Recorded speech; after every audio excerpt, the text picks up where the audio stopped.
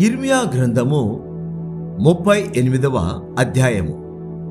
యెహోవా ఇలాగు సెలవిచ్చుచున్నాడు, ఈ పట్టణములో నిలిచియున్న వారు ఖడ్గము చేతనైనను, క్షామము చేతనైనను, తెగులు చేతనైనను చతురు గాని కల్దీయుల యొద్దకు బయలు వెళ్ళువారు బ్రతుకుదురు. దోపుడు సొమ్ము దక్కించుకున్నట్లు తమ ప్రాణము దక్కించుకొని వారు బ్రతుకుదురు. యెహోవా ఇలాగు సెలవిచ్చుచున్నాడు, ఈ పట్టణము నిశ్చయముగా బబులోను రాజు దండు చేతికి అప్పగింపబడను, అతడు దాన్ని పట్టుకొనను అని యిర్మీయా ప్రజలందరికీ ప్రకటింపగా, మత్తాను కుమారుడైన షెఫట్యాయును, పషూరు కుమారుడైన గెదల్యాయును, షెలెమ్యా కుమారుడైన యూకలును, మల్కియా కుమారుడైన పషూరును వినిరి. గనుక ఆ ప్రధానులు రాజుతో మనవి చేసినదేమనగా, ఈ మనుషుడు ఈ ప్రజలకు నష్టము కోరువాడే గాని క్షేమము కోరువాడు కాడు. ఇతడు ఇట్టి సమాచారము వారికి ప్రకటన చేయటం వలన ఈ పట్టణములో నిలిచియున్న యోధుల చేతులను, ప్రజలందరి చేతులను బలహీనము చేయుచున్నాడు. చిత్తగించి వానికి మరణశిక్ష విధింపుము. అందుకు రాజైన సిద్కియా, అతడు మీ వశమున ఉన్నాడు, రాజు మీకు అడ్డము రాజాలనగా, వారు యిర్మీయాను పట్టుకొని కారాగృహములోనున్న రాజకుమారుడగు మల్కియా గోతిలోనికి దింపిరి. అందులోనికి యిర్మీయాను త్రాళ్లతో దింపినప్పుడు ఆ గోతిలో నీళ్లు లేవు, బురద మాత్రమే యుండెను. ఆ బురదలో యిర్మీయా దిగబడెను.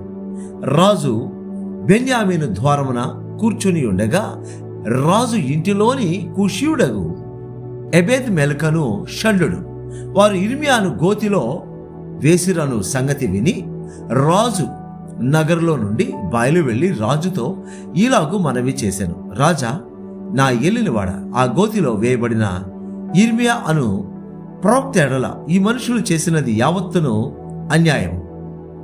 అతడున్న చోటను అతడు ఆకలి చేత చచ్చును, పట్టణములోనైనను ఇంకను రొట్టెలేమీ లేవు.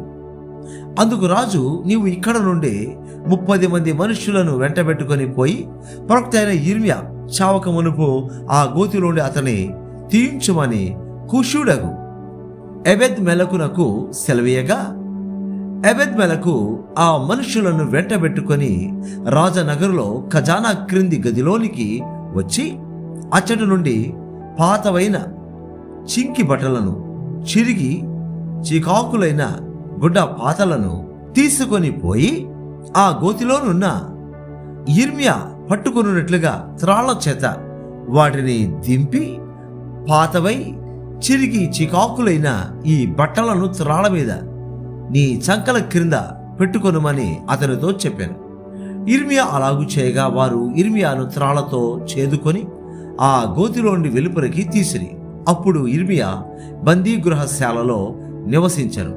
తరువాత రాజైన సిద్కియా యెహోవా మందిరములోనున్న 3వ ద్వారములోనికి ప్రవక్త అయిన యిర్మీయాను పిలువనంపించి అతనితో ఇట్లా నేను ఒక మాట నేను అడుగుచున్నాను, నీవు ఏ సంగతిని నాకు మరుగు చేయక దాన్ని చెప్పుమనగా, యిర్మీయా, నేను ఆ సంగతి నీకు తెలియజెప్పిన ఎడల నిశ్చయముగా నీవు నాకు మరణశిక్ష విధింతు.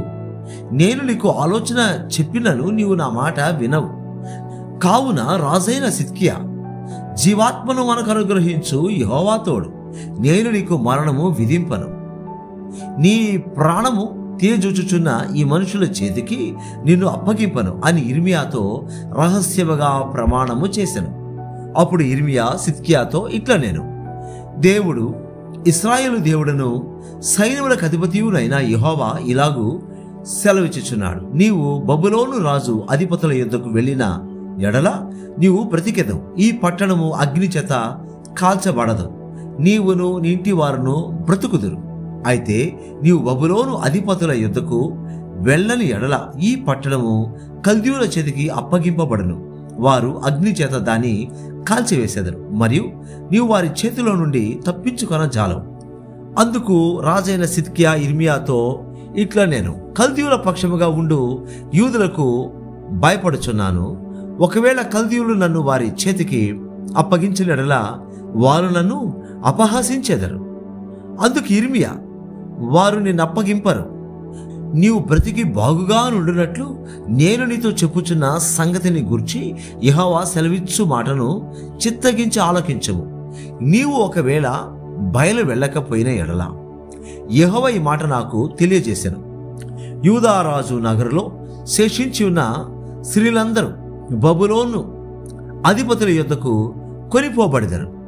అలాగు జరుగగా ఆ స్త్రీలు నిన్ను చూచి నీ ప్రియ స్నేహితులు నిన్ను మోసపుచ్చి నీపైని విజయము పొంది ఉన్నారు, నీ పాదములు బురదలో దిగబడి ఉండగా వారు వెనుక తీసిరని యందురు.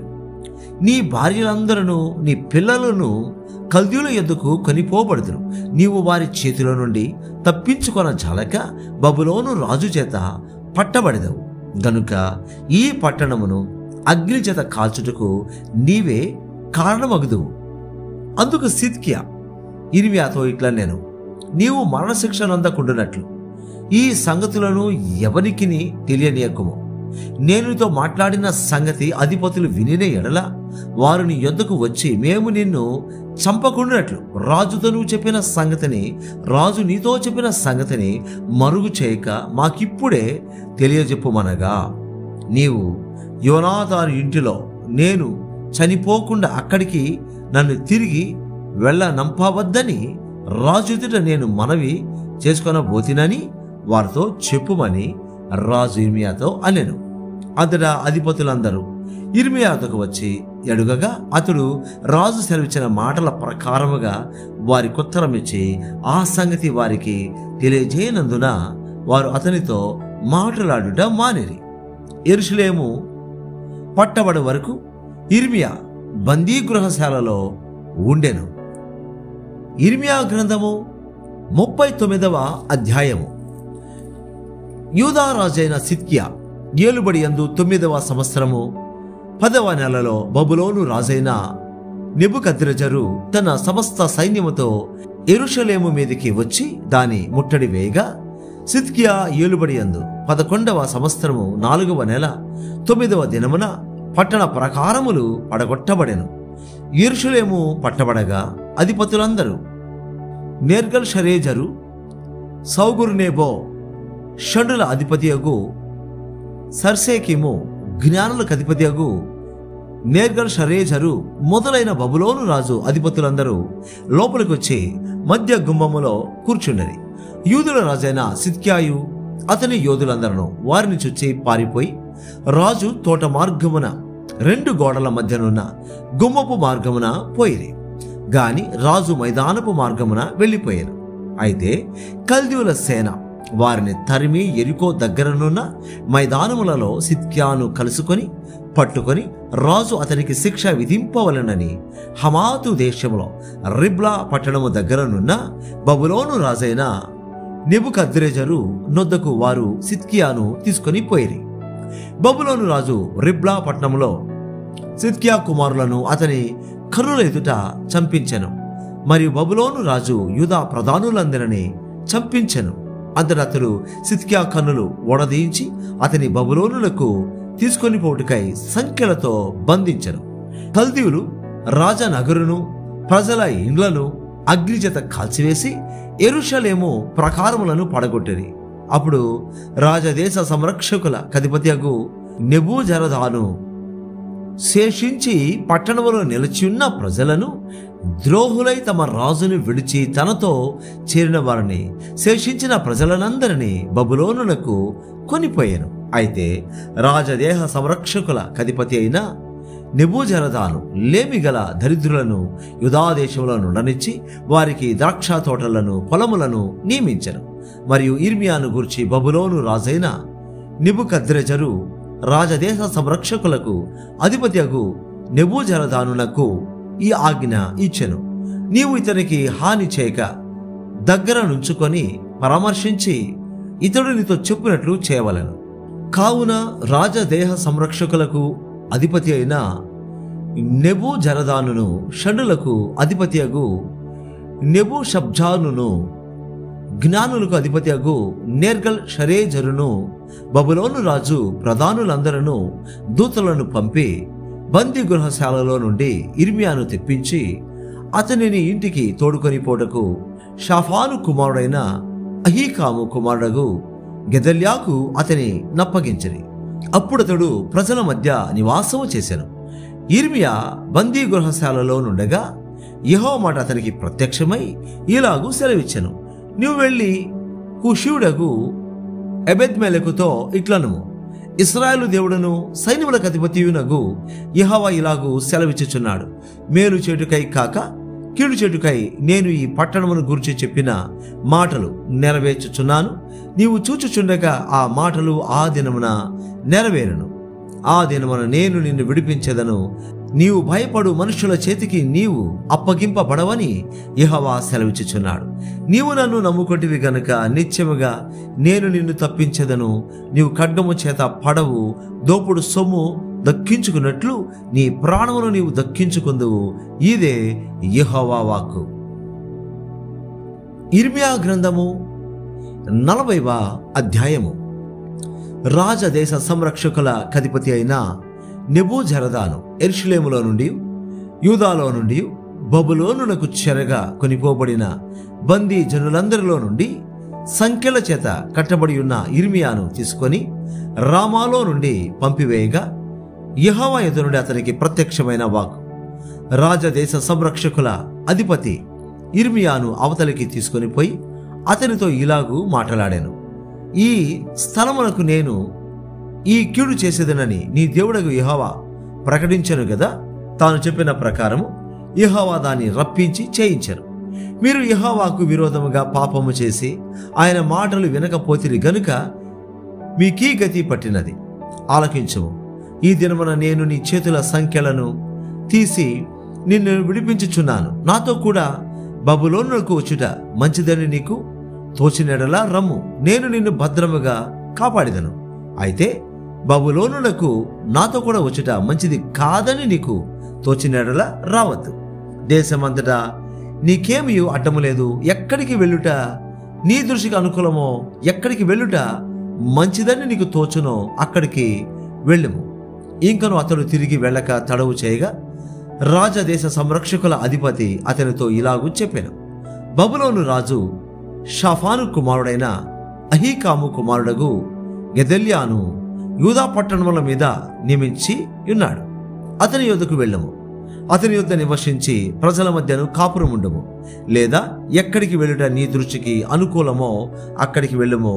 మరియు రాజదేశ సంరక్షకుల అధిపతి అతనికి భత్యమును బహుమానము ఇచ్చి అతని సాగనంపగా ఇర్మియా మిస్పాలో నుండి అహీకాము కుమారుడైన గెదల్యా యొద్దకు వెళ్ళి అతనితో కూడా దేశములో మిగిలిన ప్రజల మధ్య కాపురముండెను. అయితే అచ్చటచ్చట నుండి సేనల అధిపతులందరూ వారి పటాలపు వారును బబులోను రాజు అహీకాము కుమారుడైన గెదల్యాను దేశము మీద అధికారిగా నియమించి బబులోనులకు చెరగొని పోబడక నిలిచిన వారిలో స్త్రీలను పురుషులను పిల్లలను దేశంలోని అతి నీరస్తులైన దరిద్రులను అతనికి అప్పగించినని వినిరి. కాగా నెతన్యా కుమారుడైన ఇష్మాయేలును, కారేహా కుమారులైన యోహానాను, యోనాతానులను, తనుహుమెతు కుమారుడైన సెరాయాయును, నెటోపాతీయుడైన ఏపయి కుమారులను, మాయకాతీయుడైన వాని కుమారుడగు అజన్యాయును వారి పటాలపు వారును మిస్పాలో నుండిన గెదల్యా యొద్దకు వచ్చిరి. అప్పుడు షాఫాను కుమారుడైన అహీకాము కుమారుడగు గెదల్యా ప్రమాణము చేసి వారితోను వారి పటాలపు వారితోనూ ఇలాగూ చెప్పెను, మీరు కల్దీయులను సేవించుటకు భయపడకుడి. దేశంలో కాపురముండి బబులోను రాజును సేవించినడలా మీకు మేలు కలుగును. నేనైతేనో నా యొద్దకు వచ్చు కల్దీయుల ఎదుట నిలుచుటకై మిస్పాలో కాపురముందను. గాని మీరు ద్రాక్షారసమును, వేసవికాల ఫలములను, తైలమును సమకూర్చుకొని మీ పాత్రలలో వాటిని పోసుకొని మీరు స్వాధీనపరచుకొనిన పట్టణములలో కాపురముండుడి.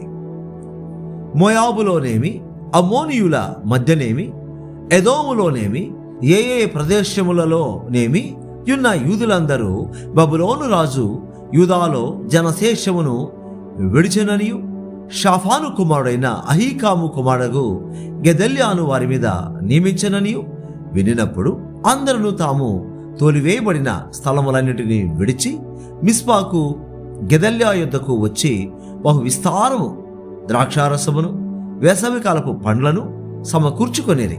మరియు కారేహా కుమారుడైన యోహానానును అచ్చటచ్చటనున్న సేనల అధిపతులందరూ మిస్పాలోనున్న గెదల్యా యుద్ధకు వచ్చి నిన్ను చంపుటకు అమ్మోనీయుల రాజైన బయలీను నెతన్యా కుమారుడైన ఇష్మాయేలును పంపినని నీకు తెలియదా అని చెప్పిరి. అయితే అహీకాము కుమారుడైన గెదల్యా వారి మాట నమ్మలేదు.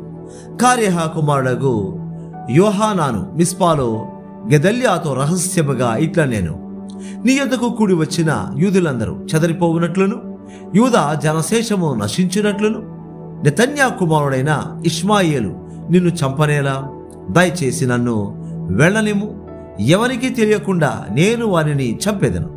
అందుకు అహీకాము కుమారుడైన గెదల్యా కారేహా కుమారుడైన యోహానానుతో ఇష్మాయేలును గూర్చి నీవు అబద్ధమాడుచున్నావు, నీవు ఆ కార్యము చేయకూడదనెను.